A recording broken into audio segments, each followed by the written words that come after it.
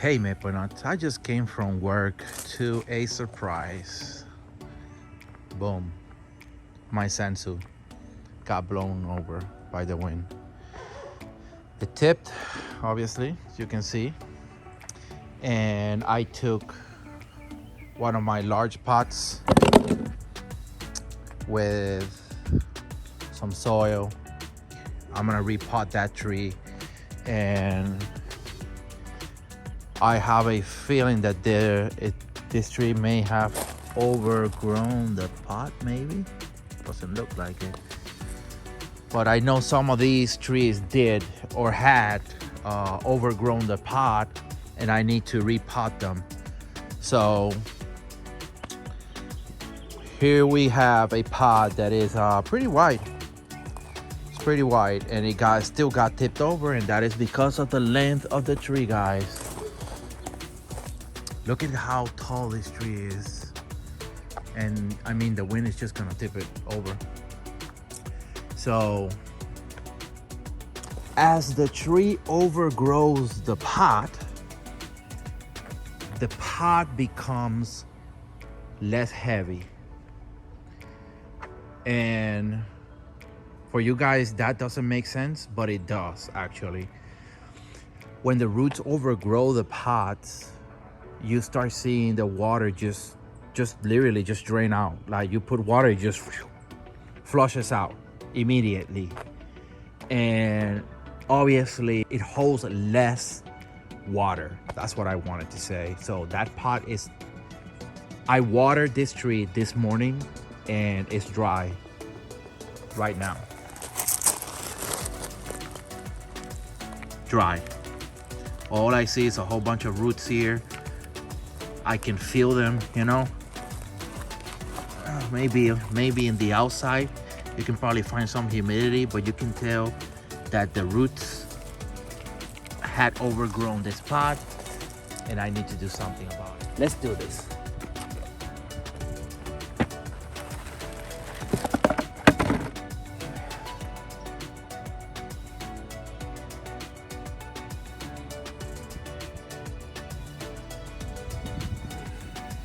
You know, there's water here. You guys can see right there at the very bottom. This is dry. There's water there. But it's still, for what it is, I still believe that it just dry a little too quick. Right? I watered this tree this morning because I saw it was dry while the other trees were wet. And maybe it's just all micro roots inside. You know, I see some soil. Anyways, like I always do when I repot a tree is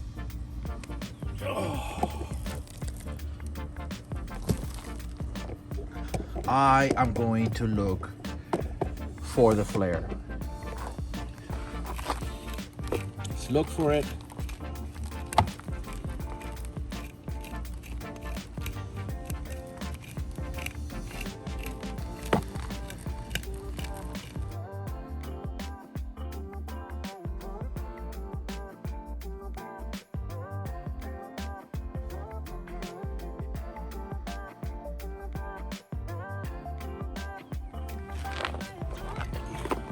All right, I have these which I wipe with alcohol, and I'm gonna start cutting all these.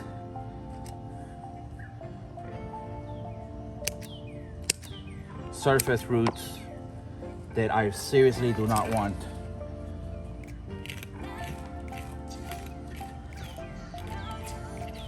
Okay, I see something here. Okay, so this is the flare, guys. I found it. It's right here. So I need to move to the other side. It kind of sucks for the tree. I know. Look at all these micro roots that could have been sucking water and nutrients for this tree, and now they're not. Okay. This at this time of the year, I don't think this is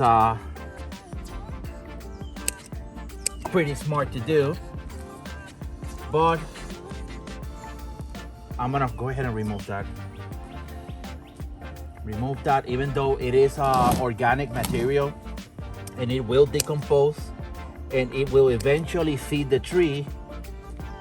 I rather take them out because it just have too many micro roots to where it's not letting the soil absorb water. All this will not absorb water, it's just going to flush down. I don't want that right now. I want fresh soil here. That mix of pine bark with peat moss. That peat moss is going to absorb water, and this tree needs water. Go ahead and cut these surface roots. Try to expose the flare as much as I can, right? And give it a little shake. Let's see if I can lift it up a little bit.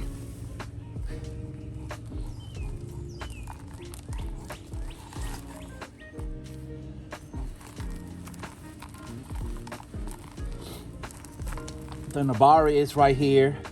I don't know if you guys can see it. Right now what I'm cutting, guys, are micro roots and roots that are kind of medium size that are pointing up from the Nabari. Want to get those out.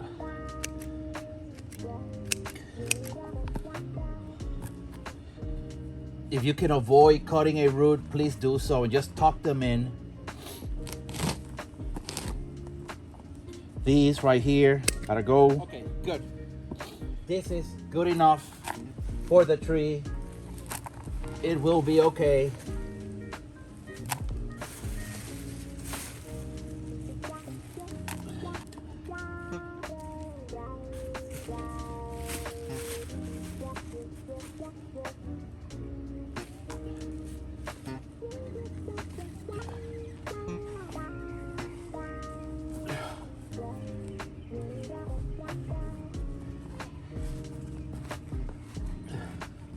I gave it from 1.5 inches all the way down to about 3.5 inches. 3 here, 3.5 there in the backside.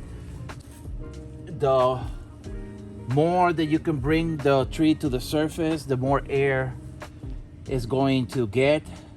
Japanese maples do not have deep roots. They have shallow roots. And the reason why is because Japanese maple love air. They love air as much as they love water, okay?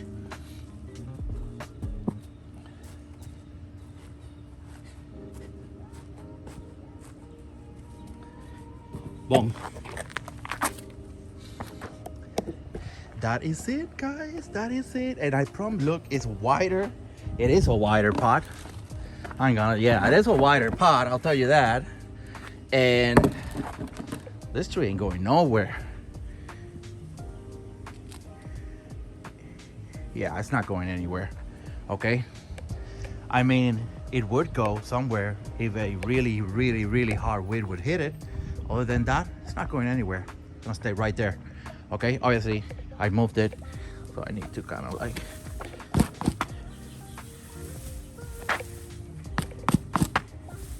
there you go. There you go, my friends.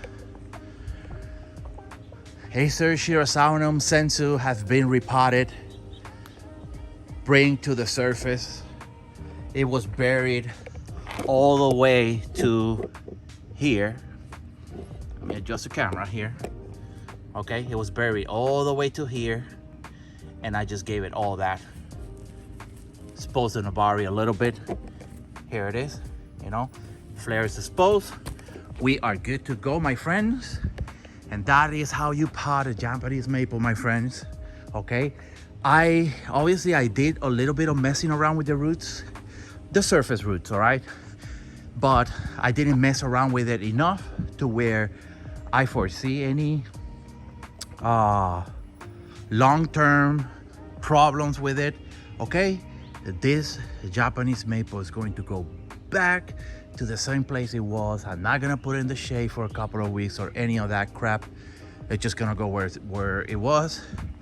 I'm gonna water the heck out of it right now, and this tree should be doing fine for the next 2 years. All right, in 2 years I will repot this tree again to a larger pot, or maybe prune the tree, prune the root system, put it right back in that same pot. All right, guys, with that being said, thank you for watching, and I'll see you in the next video. Bye.